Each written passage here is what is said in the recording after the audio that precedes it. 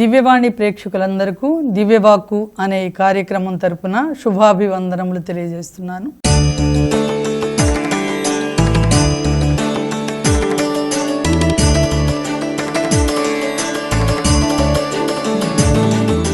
ఈరోజు మన ధ్యానాంశం మత్తయి సువార్త 5వ అధ్యాయం 8వ వచనం.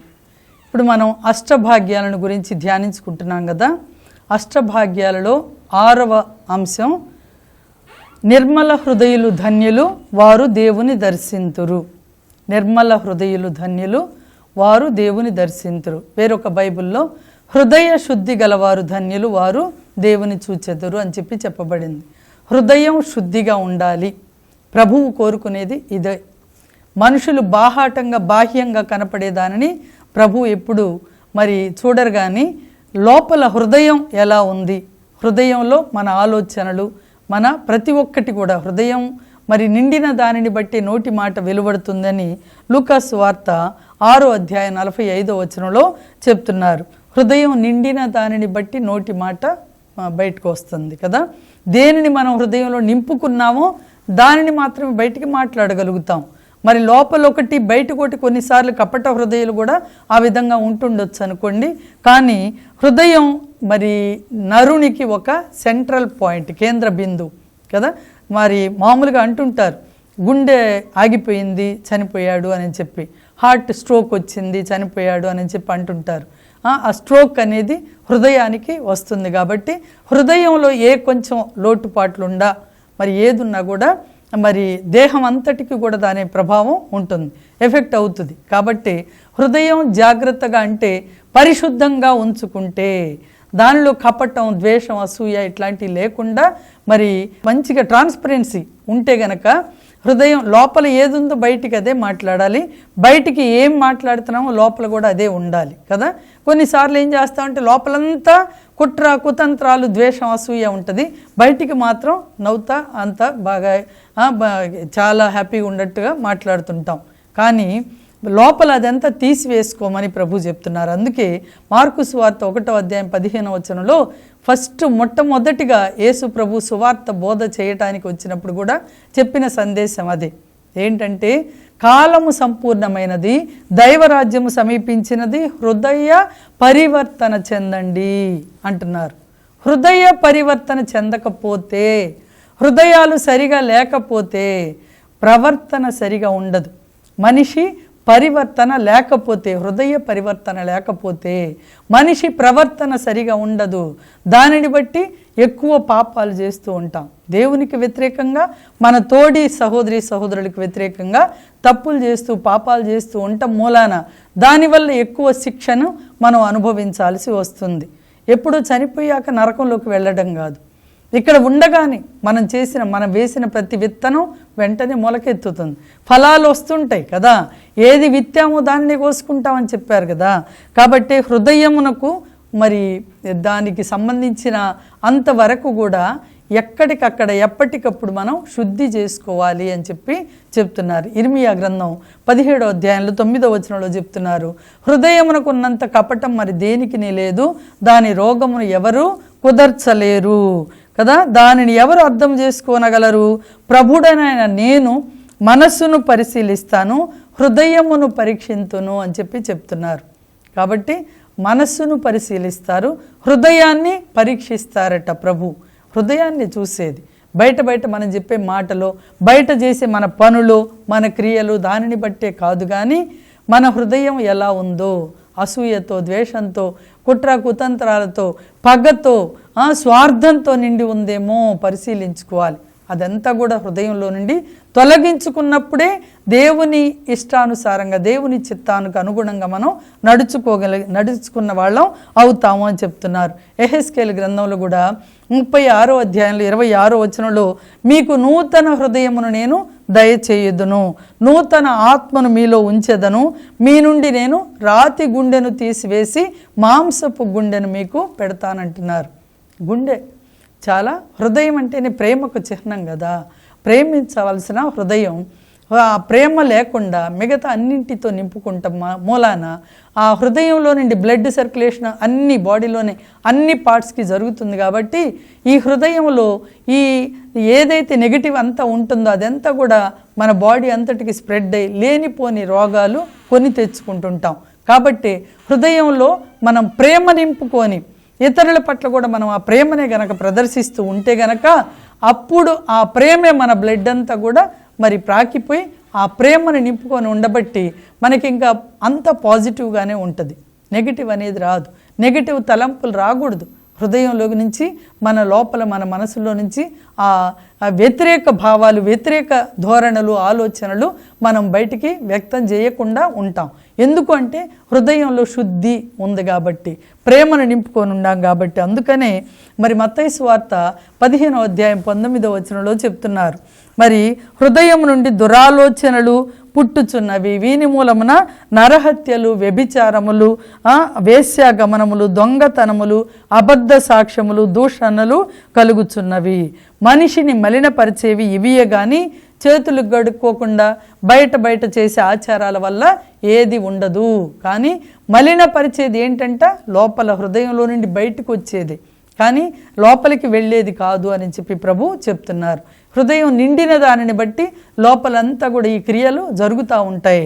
కాబట్టి జాగ్రత్త పడమని చెప్పి ప్రభు హెచ్చరిస్తున్నారు. అందుకే సామెతల గ్రంథంలో 4వ అధ్యాయం 23వ వచనంలో కూడా మరి అన్నింటికంటే ముఖ్యంగా నీ హృదయమును పదిలపరుచుకొనుము, నీ జీవన గతికి ఆకరమదియే అంటున్నారు. హృదయాన్ని పదిలపరుచుకోవాలి. హృదయ శుద్ధి కలవారు ధన్యులు అంటున్నారు. అందుకని హృదయం శుద్ధిగా ఉండాలి, ప్రేమతో నింపుకోవాలి. కక్షలు, ద్వేషాలు వీటి అన్నింటిని కూడా తీసివేసుకోవాలి, కడిగి వేసుకోవాలి. శరీరంతో ఉన్నాం కాబట్టి కొన్ని మనకి అటాక్ అవుతుంటాయి, శరీర క్రియలు కదా. శరీర క్రియలు మనకి తెలుసు. గలతీయులకు రాసిన లేఖ 5వ అధ్యాయం 19 నుండి వచనాలు చూస్తే శరీర కార్యములు స్పష్టమే. అవి కాముకత్వము, అపవిత్రత, విగ్రహారాధన, మాంత్రిక శక్తి, కలహము, కక్షలు, పగ, ద్వేషం ఇవన్నీ చెప్తున్నారు. వీటితో గనక మనం మన హృదయాలు నింపుకొని ఉంటే ఇంకా మనకి మనశ్శాంతి ఉండదు, సంతోషం ఉండదు, సమాధానాన్ని మనం పొందుకోలేము. కాబట్టి హృదయం అనేది ప్రేమకు చిహ్నం. దేవుడు ప్రేమ స్వరూపుడు కదా. ఆ ప్రేమతో మనం గనక నింపుకుంటే ఇతరుల పట్ల కొన్నిసార్లు మరి ఈ శరీరం వల్ల శరీర కార్యాలు కొన్నిసార్లు మనలో జరుగుతుంటే కానీ వెంటనే మనం సరి చేసుకొని పరిశీలించుకొని మనల్ని మనం పరిశీలించుకొని ఆ హృదయంలో ఉన్న నెగటివ్ అంతా కూడా మనం తొలగించుకున్నప్పుడు, అందుకే మనకి కథోలిక సంఘంలో పాప సంకీర్తనం అనేది ఉన్నది. ఆ దివ్య సంస్కారం ద్వారా మన పాపాలను ఒప్పుకొని పశ్చాత్తాప పడినప్పుడు ఇంకొకసారి మళ్ళీ అది చెయ్యకుండా, ఇలాంటి మన హృదయంలోకి రాకుండా జాగ్రత్త పడితే గనక ప్రభువు కూడా మనం ఆత్మలో శుద్ధి పొందడానికి అప్పుడు ఆయనని మనం దర్శించగలుగుతామని చెప్పి చెప్తున్నారు. హృదయ శుద్ధి గలవారే ధన్యులు, వాళ్ళే దేవుణ్ణి చూస్తారు అని చెప్పి చెప్తున్నారు. మనం లూకాసు వార్తలో 15వ అధ్యాయం 7వ వచనంలో కూడా మరి హృదయ పరివర్తన అవసరం లేని 99 మంది నీతిమంతుల కంటే కూడా హృదయ పరివర్తన కలిగిన ఒక్క పాపాత్ముని విషయమై పరలోకం అంతా ఆనందిస్తుంది అని అంటున్నారు. ఒక్క పాపాత్ముడు హృదయ పరివర్తన చెంది మారు మనసు పొందుకొని నూతన వ్యక్తిగా గనక మార్చబడితే, మారిపోతే పరలోకం అంతా కూడా దేవదూతలు కూడా సంతోషిస్తారు అని లూకాసు వార్త 15వ అధ్యాయం 7వ వచనం మరియు 10వ వచనంలో కూడా చెప్తున్నారు. పరలోకంలో ఎక్కువ ఆనందం ఉంటుంది అని, దేవదూతలు కూడా సంతోషిస్తారు అని చెప్తున్నారు కదా. మరి దేవుడు ప్రేమమయుడు, ప్రేమ స్వరూపుడు కదా. ఆయనకి ప్రేమే తెలుసు కదా. కాబట్టి ప్రేమించారు కాబట్టి ఈ లోకానికి వచ్చి మన కోసం ప్రాణం ఇచ్చారు. ప్రాణం ఇచ్చిన ప్రేమ, మనమేదో నీతిమంతులమని మన కోసం ప్రాణం ఇవ్వలేదు ఆయన. మనం ఇంకా పాపంలో ఉండగానే రోమీలకు రాసిన లేఖ 5వ అధ్యాయం 7వ వచనంలో ప్రభు అదే చెప్తున్నారు. ఒక నీతిమంతుని కోసమైనా ప్రాణం ఇవ్వడం సులభమేమో, కానీ మనం ఇంకా పాపంలో ఉండగానే, పాపపు స్థితిలో ఉండగానే ఈ పాపి కోసం ఆయన ప్రాణం ఇచ్చారు, రక్తాన్ని ధారబోసాడు కదా. కానీ మరి ఆ నీతిమంతుని కోసం సులభమేమో, కానీ ఇంకా పాపంలో ఉండగానే పాపి కోసం ఆయన ప్రాణం ఇవ్వడం అంటే ఎంత ప్రేమో ఆయన ప్రేమ, ఎంత కరుణ, ప్రేమ, దయ, ఆయన స్వాస్థ్యం అదే అన్నమాట. ఆయన నుండే ప్రేమ పుట్టినది. ప్రేమ అనేది దేవుని నుండి పుట్టినది కదా. అందుకే ఎవడైనా దేవుణ్ణి ప్రేమిస్తున్నానని చెప్పుకుంటూ తన సహోదరుని ద్వేషిస్తే అట్టివాడు హంతయే, హంతకుడు అని చెప్తున్నారు. 1 యోహాను రాసిన మొదటి లేఖ 4వ అధ్యాయం 20వ వచనంలో మనం చూస్తాం. ఎదురుగా కనపడే సహోదరుణ్ణి ప్రేమింపకుండా కనపడని దేవుణ్ణి ప్రేమిస్తున్నానని చెప్పుకుంటే అట్టివాడు దేవుణ్ణి కూడా అసత్యవాదిని చేసిన వాడవుతాడు. కాబట్టి మరి దేవుణ్ణి ప్రేమిస్తున్నానని చెప్పుకునే వ్యక్తి తన తోడి వారిని కూడా సహోదరులను కూడా ప్రేమించాలి. లేకపోతే అది ప్రేమ కాదు, నిజం కాదు, అది సత్యం కాదు అని చెప్పి దేవుని వాక్యం సెలవిస్తుంది. కాబట్టి మనం చూస్తున్నాం మరి యోహాను సువార్త 19వ అధ్యాయంలో యేసు ప్రభు సిలువలో చివరి వరకు కూడా తన రక్తమంతా ధారబోసి అయిపోయింది. గాయాలతోటి మరి అంత ఆ వేదనతోటి ఆయన రక్తమంతా బయటికి వెళ్ళిపోయింది. గెత్సెమనెలోని చెమట రూపంలో వచ్చింది. ఆ తర్వాత మరి కొరడా దెబ్బలు, ముళ్ళ కిరీటం, మరి సిలువ మోసేటప్పుడు సిలువ మార్గంలో ఆయన రక్తమంతా ధారబోసారు. చివరికి కల్వరిలో, ఆ కల్వరి సిలువలో ఉన్నప్పుడు ఇంకా ఏమన్నా ఉందేమో. నేను ఒక భటుడు ఏం చేశాడంట, ప్రక్కన బళ్ళెంతో పొడిచాడంట. బళ్ళెంతో పొడిచినప్పుడు ఆ హృదయంలో నుండి రక్తము నీరు స్రవించింది. చివరి రక్తపు బొట్టు మన కోసం ఆయన ధారపోసారు. ఈ ఒక్క బొట్టుతో ఇంకొక పాపి అయినా రక్షణలోకి వస్తారేమో. ఎంత ప్రేమ, ఎంత జాలి, ఎంత కనికరం మన పట్ల. ఆ ప్రేమని మనం గనక అనుభవిస్తే ఇంకెప్పుడు కూడా ఇతరులను మనం ద్వేషించం. స్వార్థం, అసూయ అనేది మనలో ఉండదు. కాబట్టి మనం ఎప్పుడు కూడా దేవుని ప్రేమను అనుభవించినప్పుడు ఇతరులతో మనం ఆ ప్రేమను పంచుకోవాలి. కేవలం తనను ప్రేమించిన వాళ్ళనే ప్రేమిస్తే దానిలో పెద్ద గొప్పతనం ఏమీ లేదు. ఇది అన్యులు కూడా చేస్తారు. ప్రభు చెప్తున్నారు, నీ శత్రువుని ప్రేమింపును, నిన్ను హింసించు వారి కోసం ప్రార్థించు అని మత్తయి సువార్త 5వ అధ్యాయం 44 నుండి వచనాలలో మనం చూస్తున్నాం. 46వ వచనంలో శత్రువుని ప్రేమింపుము, నిన్ను హింసించు వారి కోసం ప్రార్థించుము. మరి నిన్ను ప్రేమించు వాళ్ళనే నువ్వు ప్రేమిస్తే నీకు అన్యులకి తేడా ఏముంది కదా. కాబట్టి నిన్ను ప్రేమింపన వాళ్ళను కూడా వాళ్ళ కోసం ప్రార్థన చేయాలి అని చెప్తున్నారు.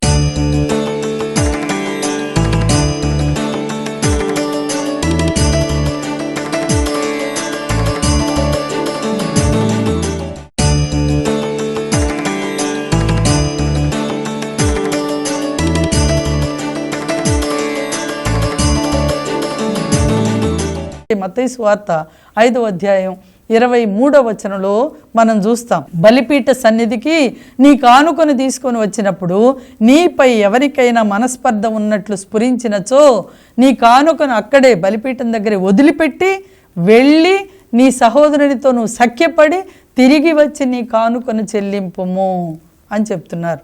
కానుకంటే ఒట్టి కానుకలు వేయటం అని కాదు, ప్రార్థనే. మన ప్రార్థనే ధూపంగా మరి దేవుని సన్నిధికి చేరాలి కదా. ఆ ప్రార్థన దేవుని సన్నిధికి చేరాలి అంటే ఏం చేయాలట, మనం బలిపీఠ సన్నిధికి వచ్చినప్పుడు మనకి ఎవరి మీదన్నా కాదు, మన మీద ఎవరికన్నా మనస్పర్ధ ఉన్నట్లు స్ఫురిస్తే వెంటనే సఖ్యపడాలి. నేను చూస్తుంటాను కొంతమంది గుడికి అన్ని గుళ్ళు తిరుగుతారు, అన్ని చోట్లకు వెళ్తారు, ప్రార్థనలకు వెళ్తారు, అన్ని మీటింగ్లు అన్నీ ఇచ్చేస్తారు, పక్కన వాళ్ళతో సఖ్యపడరు. పీస్ బీ విత్ యూ అని చెప్తారు కదా, సమాధానం ఒకరికొకరు తెలుపుకోండి అని అంటే అస్సలు ప్రక్కకు కూడా మళ్ళరు, సమాధానం కూడా చెప్పరు. ఇంకా ఏం ప్రార్థన, ఏం ఉపయోగం? ఎన్ని ప్రార్థనలు, ఎన్ని దేవుని సన్నిధికి రోజు వచ్చిన ఉపయోగం ఏముంది? సహోదరునితో సఖ్యపడకపోతే ప్రార్థన అందుకే వదిలిపెట్టి వెళ్ళిపోమన్నారు కదా ప్రభు. బలిపీఠ సన్నిధికి వచ్చినప్పుడు ఎవరికన్నా మనస్పర్ధ ఉన్నట్లు స్ఫురిస్తే వెంటనే వెళ్ళు, సఖ్యపడి వచ్చి తిరిగి నీ ప్రార్థన చెయ్యి, నీ కానుక చెల్లించమంటున్నారు. కాబట్టి హృదయం అనేది ప్రేమకు చిహ్నం. హృదయంలో ప్రేమను నింపుకోవాలి, క్షమను నింపుకోవాలి. హృదయాన్ని మనం ఎప్పుడు సరిచేసుకుంటూ ఉండాలి, సరిచేసుకోవాలి, ఎప్పటికప్పుడు శుద్ధి చేసుకోవాలి, కడుగుకోవాలి కదా.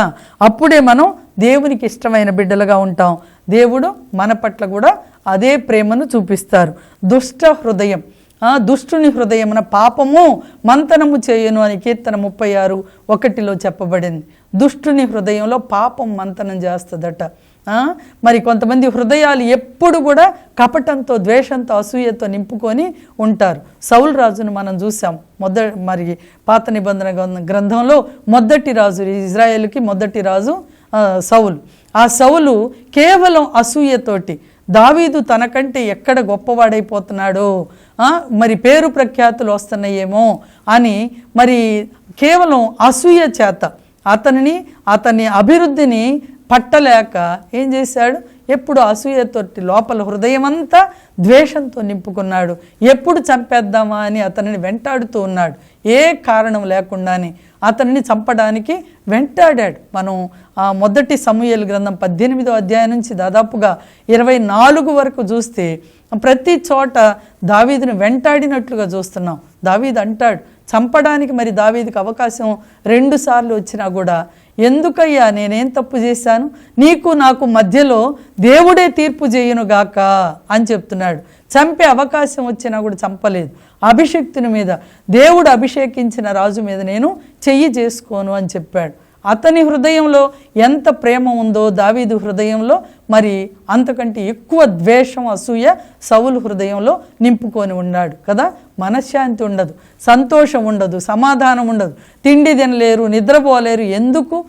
హృదయం నిండా ఇవన్నీ పెట్టుకుంటే ఎప్పుడు మనశ్శాంతిగా ఉంటారు? కాబట్టి బ్రతికి ఉన్నప్పుడే, దేవుడు జీవంతో ఉంచినప్పుడే హృదయాలను సరిచేసుకొని, హృదయ పరివర్తన చెంది దేవునికి ఇష్టమైన బిడ్డలుగా మారినప్పుడు ప్రభువు మనతో మాట్లాడతారు అని చెప్పి చెబుతున్నారు. హృదయం ప్రేమకు చిహ్నం. ప్రేమకు చిహ్నంగా ఉండవలసిన హృదయాన్ని ద్వేషంతో నింపుకుంటే మనం ఏది కూడా సాధించలేము కదా. ద్వేషంతో ఏమీ సాధించలేం. రోమీలకు రాసిన లేఖ 12వ అధ్యాయంలో మరి 17 నుండి వచనాల్లో మనం చూస్తాం, కీడుకు కీడు చేయటం మంచిది కాదు. మీకు ఒకవేళ ఎవరైనా కీడు చేసి ఉంటే కీడుకు ప్రతిగా మేలు చేయటం నేర్చుకోండి. మేలు చేత కీడును జయించండి. కీడు చేత కీడును జయింపక మేలు చేత కీడును జయించండి. నీ శత్రువు ఆకలిగొని ఉంటే అన్నం పెట్టు, దాహంతో ఉంటే దప్పిక తీర్చు, అప్పుడు నీవు వాని తల మీద నిప్పులు కుప్పగా పోసిన వాడవగుదువు అని చెప్పి రోమీలకు రాసిన లేఖలో చెప్తున్నారు. కనుక మనం శత్రువునైనా సరే ప్రేమించాలి అనేది ప్రభువు మనకిచ్చిన గొప్ప ఆజ్ఞ. శత్రువుని ప్రేమించాలి, హింసించు వాళ్ళ కోసం ప్రార్థన చేయాలి, హృదయాన్ని శుద్ధి చేసుకోవాలి, హృదయం ఎప్పటికప్పుడు మరి పదిలపరుచుకోవాలి. నీ జీవనగతికి ఆకరం అదియే కాబట్టి మరి ఆ హృదయ శుద్ధి గలవారు ధన్యులు, దేవుని చూస్తారు, వాళ్ళు దేవుని చూస్తారు అని. మనం ఇంకా దేవుని చూడలేకపోతున్నాం, దేవుని వాక్యాన్ని మనం గ్రహించలేకపోతున్నాం, మనం దేవుని వాక్యాన్ని ఇతరులకు సరిగా అందించలేకపోతున్నామంటే అక్కడ ఇంకా ఏంటి అంటే హృదయంలో ఎక్కడో లోపం ఉంది. ఆ లోపాన్ని సరిదిద్దుకోవాలి, కడిగేసుకోవాలి, శుద్ధి చేసుకోవాలి అని చెప్పి ప్రభు ఈరోజు మనతో మాట్లాడుతున్నారు. ఇది చాలా ముఖ్యమైన మాట. మత్తయి సువార్త 5వ అధ్యాయం 8వ వచనం. ప్రతి ఒక్కరి హృదయంలో ఈ మాటని నిలుపుకొని హృదయాన్ని ఎప్పటికప్పుడు ఏ రోజుకు ఆ రోజు శుద్ధి చేసుకొని పాపాన్ని ఒప్పుకొని పశ్చాత్తాపడి ప్రక్షాళన చేసుకుంటే ప్రభువుని మనం దర్శించగలము. ప్రభువుని దర్శించే వాళ్ళం అవుతాం. తప్పనిసరిగా దేవుడు మరి ఆ వాగ్దానం ఇచ్చి మర్చిపోయే దేవుడు కాదు. ఆయన వాగ్దానాన్ని మన పట్ల నెరవేర్చే దేవుడు. యోసేపు జీవితాన్ని చూస్తున్నాం.